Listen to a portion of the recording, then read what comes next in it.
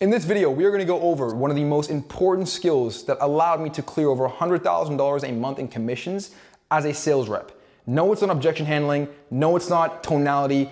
It is something that is going to allow you to close a lot more deals, but not only that, it will make your calls way faster and way more efficient. If you want to learn how to read buyers and understand how to take conversations based on the person that you're speaking to, this skill of pattern recognition and basically being able to recognize patterns on calls will allow you to do that in the best way possible. Now, to be honest, I used to be very similar to most people in this space. I used to treat every single buyer the exact same way. I used to think like emotionally probing every single person was gonna get me to close, and I have to generate enough pain to get this person over the line. And then over time, I realized that not everybody buys the same. Everyone's psychology is completely different, and people have different triggers that enable them to actually buy. Now, essentially what pattern recognition is, it's the ability to recognize different social cues in people, different languages, different buying triggers, different wording, just different signals in people's brains that triggers them to buy. I want you to think about this, the concept of pattern recognition as like being 3 steps ahead of the person that you're speaking to. Because as sales reps, it's very, very common that you're always thinking about what to say, right? But when you're 3 steps ahead of somebody else on a call and you're intentionally 3 steps ahead, you always know where the conversation actually needs to go. You're not gonna have the same conversation with a high-level buyer compared to you would with a 9-to-5 working paycheck to paycheck. That conversation is gonna look completely different. And the way you know that is just by understanding their current situation at its fullest. Now, the very first thing that I do on a sales call, before anything else, is I run a surface level discovery, okay? It's essentially the concept of you asking a bunch of surface level questions to get surface level answers, but very intentionally. Now, when you run a surface level discovery, the clear intention to do this is basically you are trying to understand and paint a picture of someone's situation. So for example, in the surface level discovery, I want to know information like, what is their occupation? How long?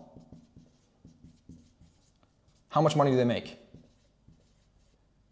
How do they feel about their occupation? I want to know how old this guy is. Married? Kids? What does their retirement look like? Are they getting ahead financially? This is the basis of what a surface level discovery looks like, right? Asking somebody what their occupation is, if they like their occupation, how long they've been doing this occupation for, how much money they make, how old they are they married, do they have kids, retirement, are they getting ahead financially? Am I speaking to a business owner? Is this business owner breaking even with their business? Is this business owner, are their margins a little bit off?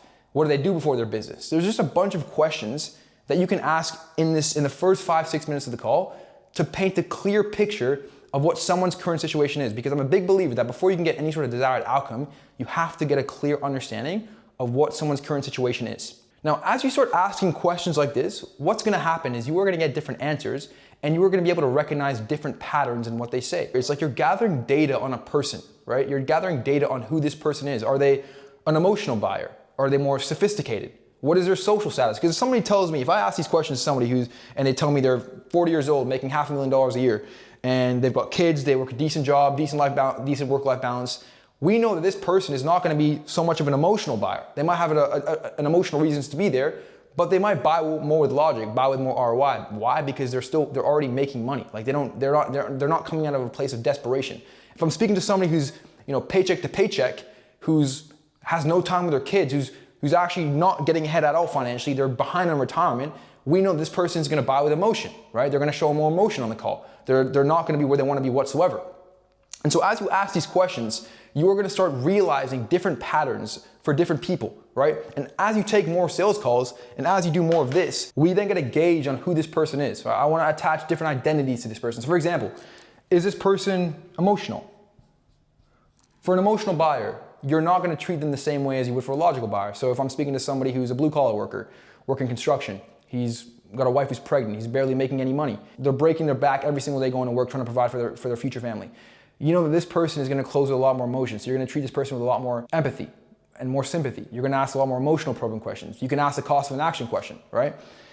And then you got a logical buyer. Logical buyers tend to buy the mechanism, right? They tend to look at the ROI and things. And I always like to attach the occupation to either emotional or logical. So for example, if I'm speaking to a lawyer, a software engineer, these are typically more analytical people. Analytical people tend to be more logical. And you won't sell them the exact same way that you sold the emotional person. You're gonna sell them in a much different way. You can still probe emotionally, but you are not gonna overdo it the way you would with an emotional buyer. And then another thing we can gauge is social status. So if someone's making a lot of money, if someone is really successful, I'm not going to speak to them in such a dominant way. Because for people, like typically the way I like to speak to people on calls is like, I am the authoritative figure, right? This is my call, this is my domain. For somebody who's higher social status, you're gonna treat them more as an equal, right? You're not gonna try to look down on them, talk down to them. And I'm not saying you talk down or disrespectfully to anybody on a sales call. What I'm saying is like the actual frame of the call itself. You're gonna treat this person as an equal. And sometimes, people with high social status love to talk about themselves. You can kind of stroke their ego sometimes. That actually helps on calls. Now, another really important thing I can get a gauge on is someone's ego, right? I always like to understand if somebody is living a great life and they have a high ego, you can stroke their ego a little bit, right? But if somebody's living a mediocre life and they have a high ego, that conversation is gonna look very differently, right? And when I'm using pattern recognition, I'm able to recognize this pattern of someone's current situation and their high ego, and I'm gonna challenge them. I'm gonna speak to them with a lot more assertiveness. I'm gonna break their ego down on this call and get them to realize that their ego is holding them back and they're essentially just not where they wanna be, right? And so using pattern recognition, again, another thing we can go over is like comfortability. For example, if I'm speaking to a guy who's been working the same career for 20 years, what does this tell me about this person? They're risk averse. They've been comfortable for the last 20 years working the exact same career. They don't take action. They have a fear of moving forward and changing. Because sometimes the objection might not even be fear, it might be a fear of change, right? And so if I'm speaking to this person, I want to probe how long they've been looking into XYZ business or whatever you're selling, and what's the biggest thing that's held them back, and why have they been in the same career for the last 20 years?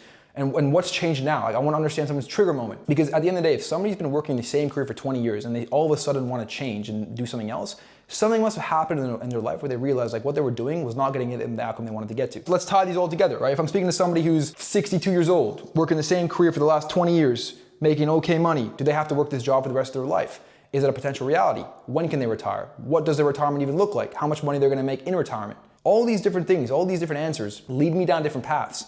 And this is why I always emphasize like pattern recognition at the end of the day is not knowing what to say. It's just being able to formulate different pictures of different people's situations and being able to take the conversation in different directions based on who it is you're speaking to. The best analogy that I can actually give you guys to view this is like when you look at boxers and MMA fighters. In the first few rounds, it's typically both people feeling each other out and you're fully just getting a gauge on your opponent.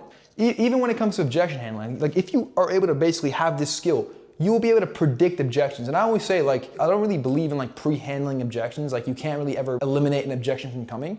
But if you mentally prepare yourself for an objection, you'll be able to handle it much better. So if I'm speaking to somebody who's been working the same career for 20 years, they're risk averse, they're known to not take action, they're behind on retirement, all these different things. I'm able to predict this person's gonna give me an objection of like a fear, of not wanting to change, of just stagnating like they have for the last 20 years. I mentally prepare myself in a much better way and I'll be able to handle the objection much better. This is actually another really important topic I want to go over in this video. Pattern recognition allows you to identify inconsistencies because if you're constantly thinking about what somebody is saying and truly trying to formulate a picture in your brain about someone's situation, you'll be able to understand and you'll be able to realize different inconsistencies in what they're saying.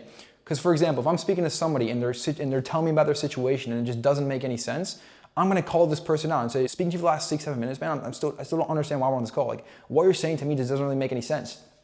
Or, inconsistencies might fall into like being able to separate buyers and tire kickers.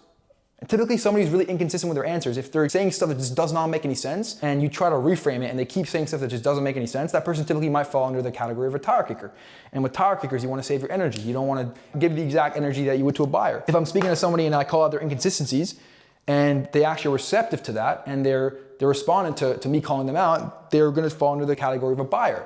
And if I'm speaking to a buyer, knowing early on that this is a buyer is really, really important because then you're gonna be able to handle the conversation accordingly and give your whole energy to that person knowing that this person is genuinely a buyer. And I know I've wrote a bunch of stuff down and I'm trying to keep it as simple as possible, but what I'm trying to emphasize to you guys is pattern recognition allows you to understand who it is you're speaking to, what they're looking for, potential objections you might face, knowing how to close somebody depending on the person you're speaking to, and really not trying to think about what to say, but more so understanding where the conversation actually needs to go to move the needle forward and actually making the sale. You don't need to spend 30 minutes in discoveries trying to extract all of this different information. This allows you to keep discoveries quite lean and efficient and basically know how to not spend 30 minutes in a discovery like a therapy session. And what I really want to emphasize is the discovery is not supposed to be just completely surface level. The first 5-6 minutes are you getting a clear gauge on someone's situation by asking surface level questions. And then from that point on, you go deeper, depending on who it is you're speaking to. And so now what I wanna do is I wanna show you guys how I actually do this. How am I able to recognize patterns? What am I thinking consciously on a call that allows me to recognize different patterns in different people? And what that basically is the concept of sharp. What it is basically just being sharp on calls. First, when somebody is giving us information, we wanna scan, okay? We wanna genuinely listen. Because a lot of you guys, what you guys do is information goes in one ear and not the other. And that's not how you want to be on call. So when somebody's speaking to you and they're giving you information, you want to actively listen to exactly what it is they're saying and the words that are coming out of their mouth. So you want to scan the information they're giving you. Then once you scan the information, we want to hold the information. What does this mean? It means genuinely understand the information that they're trying to convey. Like, what is this person trying to say with the information that they're giving? What is the point that they're trying to get across? Once we hold the information, the next is align. Does this person's situation align with previous archetypes that are similar that I've spoken to? If it is, then I'm able to take the conversation how I took other conversations that have been successful. Or does the information that they're giving us, does it align with what they said previously in the call? And it just doesn't align, what are we gonna do? We are gonna read.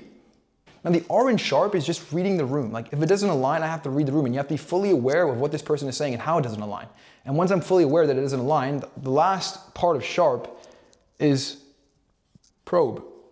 When somebody tells me something and it doesn't make sense, the last thing that you need to do to recognize patterns and to be able to formulate different ideas from different people that you speak to is by probing on the information they gave you, right? So going deeper and fully getting the truth as to what they're saying. So the first thing that we want to do, scan the information, genuinely take in what they're saying, understand and hold the information, and actually try to make sense of what it actually means. See if it aligns with what they said in the past or with similar archetypes that you spoke to in the past. Mimic this person. Read the room. So if it doesn't align, you want to read the room and you want to acknowledge it doesn't align. And once it doesn't align, probe. Get to the truth as fast as you can and as efficiently as you can. And once you have the truth, then you can go to the next point. Now, the way all this would come together is like, let's just say, for example, I'm speaking to a 37-year-old woman who's a lawyer. She makes great money. She's married. She has kids. And she's telling me on the call that she might want to start a business. And she's giving me a lot of half and half out language, right? What I'm going to do is everything she's saying to me on the call is I'm actively listening to whatever she's saying. I'm gonna see if it makes sense to what she said in the past. So if she told me before in the call that she's been burned out with her work and she's not happy with her job and she's been really wanting to get out of her job for a long time, but she's also saying that she might wanna start a business. And then once I'm able to be aware it doesn't make sense, we can then probe as to why she's half and half out, but she also is not happy with where she's at in her job. And then once I'm able to basically understand that idea, then I can close her on the fact that, look, at the end of the day, comfortability breeds complacency. People are comfortable in life, and typically people who are comfortable making a lot of money, they never tend to change. They end up staying in the exact same spot of where they're at. This whole thing applies for anybody that you speak to. And you're able to basically implement the sharp methodology. You're not gonna ever think about what to say. You're not ever gonna need a script. You're gonna know exactly where a conversation needs to lead to, which is the most important thing. And I truly believe this is the biggest reason why I was able to clear $100,000 a month in commission as a rep. So overall, pattern recognition selling, the sharp methodology, if you're able to implement these things over time, you will start to be able to recognize patterns much more on calls, which will in turn make you guys a lot more money. But unfortunately, that's enough sauce for this video, and I will see you guys in the next one. Peace.